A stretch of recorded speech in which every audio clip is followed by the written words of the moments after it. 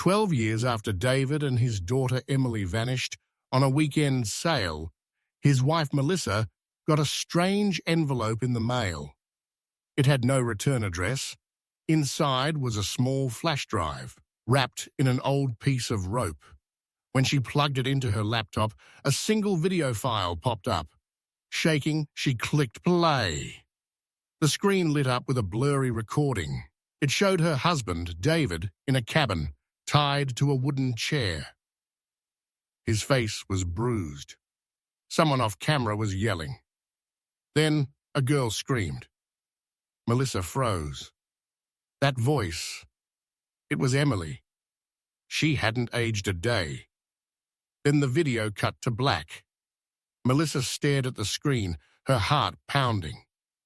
The room felt like it tilted. The date on the file said it was recorded just 1 week ago. How could they still be alive after all this time? And if they weren't, who sent this? And why now? She grabbed her phone with shaking hands and dialed the local sheriff. But before she could speak, her front door creaked open behind her. 12 years ago, it was supposed to be a normal trip. Just a dad and his daughter sailing from Newport to Martha's Vineyard for the weekend. David loved the water.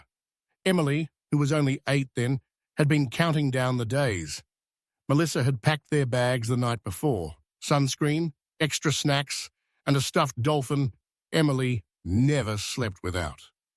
David had kissed her on the forehead that morning, promising to text when they docked. He never did. The Coast Guard searched for weeks. Planes flew over the waters. Divers searched near the coastline. Nothing was found. No wreckage, no bodies, not even the boat. After a month, people started to move on. After a year, most gave up. But not Melissa. She held on to hope. She searched forums, posted on sailing groups, even hired private investigators. Every lead ended in disappointment. One man said he saw a boat matching David's near Nova Scotia, but that was niche, ever confirmed. Another tip came from Cuba, then Panama.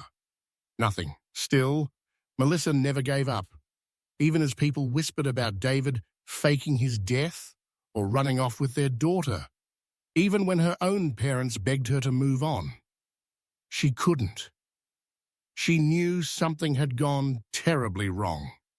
Emily's room stayed exactly the same, from her pink bed sheets to the glittery dolphin stickers on the wall.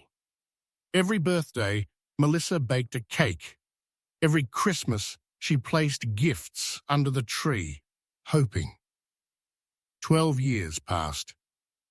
Then the package came. After watching the video, Melissa didn't sleep that night. Her thoughts were spinning like a storm. She played the clip over and over, pausing at every frame. The man was definitely David. Same voice, same beard. But older, tired, and Emily, it was her. Or was it? She looked like Emily, but the image was dark and grainy. Still, the scream haunted Melissa. She would recognize that voice anywhere. The next morning, Melissa took the flash drive to a local tech expert named Jake, a quiet man who worked in a basement filled with monitors and humming machines. She had used him before when she needed to recover some deleted voicemails. Jake plugged it in and started working. "This is no normal recording," he said, narrowing his eyes. "There's encryption on it. Can you break it? I'll try. But this wasn't made with a phone. Someone used professional gear." Hours later, Jake managed to extract metadata from the file. His eyebrows shot up. "Ma'am, this was uploaded from a satellite link. Not just any satellite, a private one. Military grade." Melissa's hands went cold. "Are you saying this came from the government?" Jake leaned back in his chair. "Or someone with deep pockets?" Maybe both. On her way home, Melissa noticed a black SUV following her. She turned left. So did it. She slowed down. It slowed down too. Her heart begged and to race. At the next light, she turned right and pulled into a grocery store parking lot. The SUV drove past, but her nerves didn't calm down. Back home, she checked every window and door twice. Then she sat on her couch, holding Emily's old stuffed dolphin. The memories came flooding back. The way David used to laugh when Emily tickled him, how they built sandcastles at the beach, how Emily had begged to sleep on the boat. That night, Melissa dreamed of waves crashing and a voice calling her name. The next day, a man showed up at her door. He was tall, with grey hair and a long trench coat. He showed her a badge. "I'm Agent Donovan," he said. "I need to ask you about a package you received." Melissa's stomach dropped. "Who sent you?" "Homeland Security," he said. "That flash drive contains highly sensitive material. You're not supposed to have it." She hesitated. "It showed my husband and my daughter. They disappeared 12 years ago." Agent Donovan didn't blink. "I'm aware. That's why I'm here. I need you to hand over the drive." Melissa crossed her arms. "Not until you tell me what's going on." He sighed. "I can't discuss details, but if you cooperate, you might get answers. If you don't—" He didn't finish the sentence. She felt like she was being tested. What happens to people who don't? He gave her a cold look. They disappeared too. She lied and said she didn't have the flash drive anymore, that she gave it to a friend. Donovan warned her not to leave town and walked away. The next day, Jake's shop was broken into. All his computers were smashed. He was nowhere to be found. Melissa knew then that this was bigger than she thought. David and Emily didn't just vanish. They were taken, hidden. And now someone didn't want the truth coming out. She couldn't go to the police. If Homeland Security was involved, the local cops would be useless or worse, part of the cover-up. She called an old friend, Michael Reyes, a former Navy officer who now ran a private security firm. He had connections, the kind that didn't ask questions. When she explained everything, Michael's voice grew tense. "Melissa, this sounds like Black Ops stuff. If you're right, David might have stumbled onto something he shouldn't have." She nodded. "Like what? Smuggling routes? Military secrets? Hidden labs? Who knows?" Michael promised to look into it. Meanwhile, Melissa started getting strange calls. No one spoke on the other end, just silence. Sometimes she heard what sounded like waves in the background. One night, she woke up and found the front door wide open. Then came the letter. It was slipped under her door in the middle of the night. No name, just one sentence. "They're not who you think they are." What did that mean? Who wasn't who she thought? Was it about David, Emily, or both? The next day, she received an email from a private address. No message, just a link. Against her better judgment, she clicked it. A video loaded. It showed a room with a small bed and a single window. A girl sat on the bed, holding the stuffed dolphin Melissa had packed all those years ago. She looked like Emily, but older. Her face was blank, eyes hollow. Suddenly, she looked straight into the camera and whispered, "Mom, help me." Then the screen went black. Melissa gasped and clutched her chest. She wasn't just seeing ghosts. Emily was alive somewhere, and she was in danger. She had to act. Now. She went into the basement, opened David's old toolbox, and pulled out the GPS tracker he always used on the boat. She turned it on. A red light blinked. It had last pinged 12 years ago. But then, to her shock, the light blinked again. New signal detected. Melissa stared at the screen. The coordinates pointed to an island 300 miles off the coast. An island that didn't appear on any map. As she zoomed in, her heart stopped. The island had a name. Black Tide Island. Just then, the window beside her shattered. A Miwan had thrown a rock through it. Attached was a note, tied to a rusted anchor hook. It read, "Stop digging, or you'll never see them again." Abigail froze in her steps. Her heart slammed against her chest as she stared at the man. His face was thinner, older, covered in stubble, but it was him. She didn't even realize she was crying until a tear rolled down her cheek. "Dad," she whispered. The man looked up slowly, his eyes dark and tired. For a moment, he didn't react. Then, a flicker of something, recognition or fear, passed through his eyes. He shook his head slightly. "You've got the wrong person." "No, I don't," she said, stepping forward. "You're my father. You're Jake Harrison. You disappeared with me 12 years ago." The man's body tensed. He glanced toward the grocery store entrance as if planning to run. "I'm calling the police," Abigail said, reaching for her phone. "You don't get to walk away again." "No," he said sharply, grabbing her arm. "Don't. Please. Not here." "Why?" she demanded. "Where have you been? Do you even know what you did to Mom? To me?" His grip loosened. He let go of her arm and backed up. "Abby, I thought you died." Abigail blinked. "What are you talking about? I don't remember anything. 1 second we were on the boat, and then I woke up in the hospital. They said I was found alone." Jake looked broken. "You really don't remember?" She shook her head.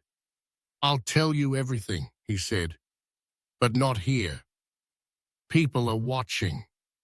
He looked around and motioned toward a small, dusty diner across the street. Abigail hesitated, unsure if she should trust him, but this was the man she had spent most of her life believing was dead. And now he was standing in front of her. She followed him into the diner. They sat at a booth near the back. The waitress brought them 2 glasses of water. Jake didn't touch his. His hands trembled slightly as he looked at Abigail. "I never thought I'd see you again," he said quietly. "You better start talking," Abigail said, voice shaking. He sighed deeply. It was supposed to be a normal weekend sail. You, me, just the 2 of us. But things went wrong the second we left the harbor. "What happened?" "We were about 2 hours out when a storm hit, fast and violent. The boat was tossed hard. I tried to get us back, but the engine stalled. Then I remember you falling overboard." Abigail gasped. "What?" "I dove in after you," he continued. "I managed to grab you, but then I hit something. My head. Everything went black. When I woke up, I was on the shore, alone." "Where?" "Mexico. Somewhere near Baja California. I was injured. I searched the beach for you, screamed your name, nothing. I thought you drowned. I blamed myself. But why didn't you come home?" "I couldn't. I had no ID, no money, my phone was gone. I tried hitching rides north, but I got robbed. then arrested for trespassing. I spent 2 years in a jail down there. By the time I got out, I thought too much time had passed. I didn't think anyone would believe me. That's a lie, Abigail snapped. You could have called Mom. You could have written a letter. Jake lowered his head. I didn't have the courage. Silence stretched between them. Abigail tried to process everything he had just said. It made sense in pieces, but still felt like a dream. Why are you here now? She asked. I've been living in Arizona for a few years, just trying to stay invisible. Then last week, I saw a news story online about your mum. Her interview, she talked about you and me. How she still believed something happened to us. It broke me. So I came back. Abigail leaned back, shaking her head. Do you know what you did to her? She searched for you for years. Every birthday, every anniversary, she waited. I didn't deserve that kind of love, Jake whispered. I became a coward. I don't know if I believe you, Abigail said, but I want to. Jake finally sipped his water. I want to talk to your mother. I want to tell her everything. Face her, face whatever comes. She doesn't know I saw you, Abigail said. Not yet. Jake nodded. I understand. Meet me at the pier tomorrow. Noon. The same dock we left from that day. She'll be there. Jake's eyes welled up. Thank you. They parted ways outside the diner. Abigail watched him disappear down the street. She still wasn't sure if it was real. But part of her, the part that never stopped missing her dad, told her it was. That night, Abigail sat on the edge of her bed, phone in hand, staring at her mum's number. After a long pause, she called, Hi, Mom. I need you to meet me at the dock tomorrow. There's someone you need to see. The next morning came like a rush. The sun was bright. The skies clear. Abigail stood at the edge of the pier, heart thudding as she waited. Her mother, Emily, arrived in a blue windbreaker, confused. What is this about? Emily asked. Just wait, Abigail said. Minutes later, Jake appeared, walking slowly, nervously. When Emily saw him, her hand shot up to her mouth. Her knees buckled. Jake, she whispered. He stopped a few feet from her. Emily. She stumbled forward, tears spilling from her eyes. She touched his face like she didn't believe he was real. Then, without warning, she slapped him. You left me. I know, he said softly. I'm sorry. She pulled him into a hug, sobbing. I thought you were dead. I thought you both were, he said. But I was wrong, and I never stopped loving you. They sat together on a bench at the pier, talking through tears and questions. It was a quiet, emotional reunion. Abigail watched, still trying to believe it was happening. That night, the three of them gathered in the living room. Jake shared more details of his life over the past 12 years. Emily listened, sometimes crying, sometimes yelling, but she stayed. Everything felt like it might finally be okay. But just as Jake was getting ready to sleep in the guest room, a knock came at the door. Abigail opened it and found, outside. The wind howled against the windows of the coastal home. The waves crashed harder than before. The storm outside felt like it had followed this mystery in through the door. Marla took the wooden duck and the photo and placed them carefully into an evidence bag. Her years on the force told her that nothing like this ever happened by accident, especially not 12 years after an active missing persons case was closed. Do you still have Mark's sailboat? Marla asked, already reaching for her coat. It's in the harbor, Allison said slowly. I never sold it. I couldn't. We need to go there. Now. Allison hesitated, then followed Marla to the car. The boat sat quietly at Dock 4, tethered to the pier, as though it had never moved. Dust had settled in the corners. A spiderweb fluttered near the stern. But the hull was solid, and the name Wanderer still gleamed faintly under the grime. I haven't stepped foot on it since they disappeared, Allison said, holding her arms tightly across her chest. Marla climbed aboard. The wood creaked under her weight. Everything was still, too still. Inside the cabin, most things were as they had been left. Mugs in the sink, a damp sweater hanging on a hook. But something felt off. Then she saw it. Carved into the inside of the cabinet door, near the sleeping quarters, was a small message. Help us. Northwest Cove. He's watching. Marla's breath caught. Allison, she called. Did you ever see this? Allison leaned in and gasped. No, that wasn't there before. Marla snapped a picture. The handwriting was tiny but shaky, like someone had carved it in a rush. Suddenly, her radio buzzed. She jumped. Detective Ridge, came a crackly voice. You there? She clicked it. Go ahead.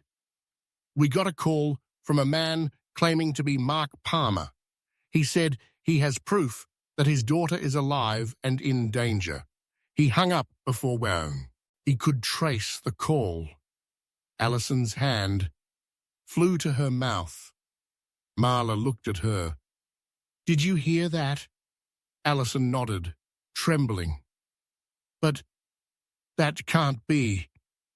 Mark is dead, or missing, or someone wants us to think that, Marla said, and they've just made their next move. The next morning, Marla and Allison drove out toward the area known as Northwest Cove, about 30 miles up the coast. It was a remote, jagged section of the shoreline, where cliffs dropped steeply into the sea. The land was dotted with abandoned fishing cabins, most boarded up, some reclaimed by the woods. They parked near a narrow dirt path. The wind was sharp and cold, making Allison shiver. What exactly are we looking for? Allison asked. Anything, Marla said. Someone told us to come here. They want us to see something. They hiked quietly for 10 minutes until Marla froze. A narrow plank cabin, half collapsed, sat hidden behind the tall pines. Something about it felt wrong. Too quiet, too carefully hidden. Stay behind me, Marla whispered, pulling out her flashlight and stepping onto the warped front porch. The door was slightly ajar. She pushed it open slowly. Inside, the cabin was empty. No furniture, no signs of life. But on the floor, drawn in the dust, was the same wooden duck symbol. Marla bent down. They were here. What if they still are? Allison whispered. Just then, a soft creak came from the far corner of the room. Marla spun, light shining toward the sound. A trapdoor. It was slightly open. Marla moved toward it and pulled it fully open. A musty wooden ladder led down into darkness. Allison, she said, wait outside. Call for backup. But Allison didn't move. She stared down into the darkness, her body frozen. I know that smell, she whispered. That's Lily's shampoo. I used to buy it for her. Marla climbed down, heart pounding. The basement was small, barely enough to stand in. A mattress lay in the corner, stained and old. Torn pieces of paper with children's drawings were scattered across the floor. One of them showed a little girl with blonde hair in a pink dress, standing beside a boat. A figure stood next to her, faceless, with large hands. Suddenly, Marla's flashlight flickered and died. "Great," she muttered. A sudden thump echoed from upstairs. "Allison," she called. No answer. Then another thump. She scrambled up the ladder, heart racing. She burst through the trapdoor. The cabin was empty. "Allison," she shouted. The front door was wide open. Wind rushed through the cracks. Outside, the car door was open. Allison was gone. A single trail of footprints led into the woods. Fresh. She grabbed her radio. "This is Detective Ridge. Civilian taken. Send back up to Northwest Cove. I'm going in after her." She ran, following the footprints, her breath quick and heavy. They led her deep into the trees, where the sound of the ocean faded behind her. Then she heard it, muffled shouting. She rounded the corner and saw it. A man, tall, bearded, wearing a dirty coat, was dragging Allison by the arm toward a shed. "Allison!" Marla yelled, drawing her weapon. The man froze. Then he turned slowly and smiled. "I was wondering when you'd finally show up," he said. It was Mark Palmer. But something about his eyes was wrong. "Allison," he said calmly, "you need to come with me now." "Let her go," Marla demanded. Mark didn't flinch. "You don't understand. She doesn't belong out here. They're coming." "Who?" He pointed upward. "The people who never let us leave." Marla took a slow step forward. "Mark, your daughter, where is she?" He smiled wider. "She's still with them." Allison screamed and tried to pull away, but Mark raised his hand, and from his sleeve, something long and sharp dropped into his palm. A hunting knife. Marla aimed. "Don't!" Mark didn't move. "I can't go back, not after what I saw." Then he threw the knife straight at Marla. For the next few seconds, Emma just stood there. Her mouth was dry. Her heart raced. A million questions screamed in her head.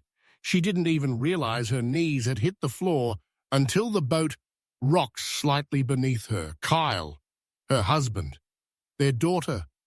12 years, all this time. A new family? Was that what this was? Emma slowly backed away, the truth burning through her chest. She thought she'd cry, but no tears came. Just shock. Deep, bone-crushing shock. The front door creaked open. Footsteps echoed from inside the boat. Emma froze. She hadn't meant to be there that long. She hadn't meant to see what she saw. "Is someone out here?" a male voice called. It wasn't Kyle's voice. It sounded younger. She turned to run, but the flashlight beam landed right on her. "Hey, you can't be here," the young man shouted, stepping onto the deck. He was in his late teens, maybe early 20s. He had sandy blonde hair, a square jaw, and most of all, he looked just like Kyle. Emma's heart dropped again. The young man narrowed his eyes. "Wait, do I know you?" She didn't reply. She turned and bolted across the dock, heart pounding, wind slicing her face. Behind her, she heard, "Dad, Dad, someone was on the boat." Emma ran until she couldn't anymore. She collapsed beside her car, shaking, hiding in the shadows as Kyle came running down the path, flashlight in hand. Where did they go?" he shouted. "They ran toward the parking lot," the boy said, catching up. "Did you see their face?" The boy shook his head. "It was a woman, I think. Middle-aged, Emma crouched lower, silent. Kyle was just feet away from her. Her heart was screaming. Then his voice dropped to a whisper. "Let's go back. We don't want your mum getting upset." Mum. That word stabbed Emma like a knife. He had a new life, a new family, a new daughter. That boy was his son. Years ago, he had vanished with their daughter. Now he was living 2 hours away with someone else, in a boat she never knew about. Emma didn't sleep that night. She drove back in silence. Her brain refused to accept it. Every part of her wanted to scream, break something, cry. But nothing happened.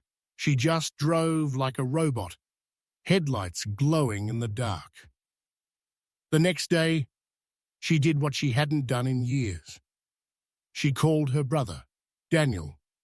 He picked up on the first ring. "Emma?" "Dan," she said, voice low. "I found Kyle." There was silence on the other end. "What?" "I found him. He's alive." "No, that's not possible." "He's alive," she repeated. "I saw him. I saw her." "You saw Amanda?" Emma choked. "She's alive too." Daniel was silent for a long time. Then he said, "Where are you?" She gave him the address. A few hours later, they met at her house. He listened without interrupting as Emma told him everything. The boat, the boy, the woman, Kyle. Then she showed him the pictures. Daniel's jaw clenched. "He faked it. He left you. He kidnapped her." Emma nodded. "And now he's pretending like we never existed." Daniel stood and paced the room. "We need to go to the police." Emma looked up. "And tell them what? That I trespassed? That I broke into his boat?" "Emma, he's been gone for 12 years. People assumed he drowned. He left with your daughter. That's a crime." She knew he was right. But something about all of this felt off. "Why would he leave?" she whispered. "Why would he just disappear like that?" Daniel stopped. Maybe he was running. From debt. From danger. Maybe there's more. Emma's hands trembled. "I need to know." They spent the next week digging. Daniel had contacts at the police department. They pulled old files, surveillance, Coast Guard records, even old financial documents. And slowly, a picture began to form. Kyle had emptied most of their savings 3 days before the trip. He had closed his office. He had called in sick. The Friday they were supposed to return. Then, nothing. No activity, no phone calls, no charges, just disappearance. "He planned this," Daniel said. "He planned it months ahead." Emma sat in silence. "What do you want to do?" he asked. Emma didn't answer for a long time. Then she looked at him. "I want Amanda back." Daniel nodded. "Then we go back." The following Saturday, they returned to the harbour. This time, Emma didn't sneak onto the boat. They waited. And just before sunset, the family came walking down the pier again. Emma stared from behind the parked car. Amanda was tall now, almost grown. She had the same hair, the same smile. But she looked different. There was something strange in her eyes. She looked quiet, nervous, like someone always watching their back. As they passed by, Daniel held his phone up and took photos. Kyle didn't notice, but Amanda paused. Her eyes darted to the car. Emma ducked. When she looked again, Amanda was still looking, right at her. Then Kyle said something, and they moved on. Emma breathed out. "She saw me," she whispered. Daniel shook his head. "Doesn't matter. We have photos. We can file a report." But Emma wasn't sure anymore. She watched Amanda walk away, hand in hand with the other woman. What if Amanda didn't want to come back? The next day, Emma sat outside her lawyer's office. She had a folder full of proof, photos, bank statements, Kyle's signature disappearing from their joint account. But as she looked down at Amanda's face in the photo, she felt torn. Would taking Kyle down hurt Amanda? What if Amanda hated her now? What if? Her thoughts were broken by a loud knock on her car window. Emma jumped. It was a police officer. "Ma'am," he said, "we need to talk." Her heart stopped. "What is this about?" she asked. The officer's face was unreadable. "There's been an incident." He opened the door. "You need to come with us." Emma's hands shook. "What kind of incident?" "Someone's dead," the officer said. She froze. "Who?" The officer paused. "It's Kyle." Emma gasped. "What?" He nodded. "Shot. This morning. On the boat." Emma felt her whole body go numb. The officer stepped aside. "Please, come with me." As she climbed into the back of the police car, a whirlwind of thoughts raced through her mind. Kyle was dead. She'd just seen him. Just seen him. 12 years of silence. 12 years of pain. And now he was gone? She thought of Amanda, of the new woman, of the boy. And suddenly, a terrifying question entered her mind. If Kyle was dead, who killed him? And why now? As the car drove toward the station, Emma realized something else. This wasn't over. Not even close. The truth was still buried deep, and she was about to dig it all up. The forensics team moved fast after Laura handed over the necklace and the audio recorder. What they uncovered would send shockwaves through the community and break open a case long buried under lies and false leads. First, the necklace. Inside the pendant was a tiny folded piece of waterproof paper. Written on it were the coordinates of an isolated island 60 miles away from where the sailboat was last seen. The writing was unmistakably Rachel's. Second, the audio recorder had more than just the confession. It had a full recording from the night everything happened. The final recording was just Rachel's voice. "If someone ever finds this, please tell my mum I didn't die by accident. He hurt me.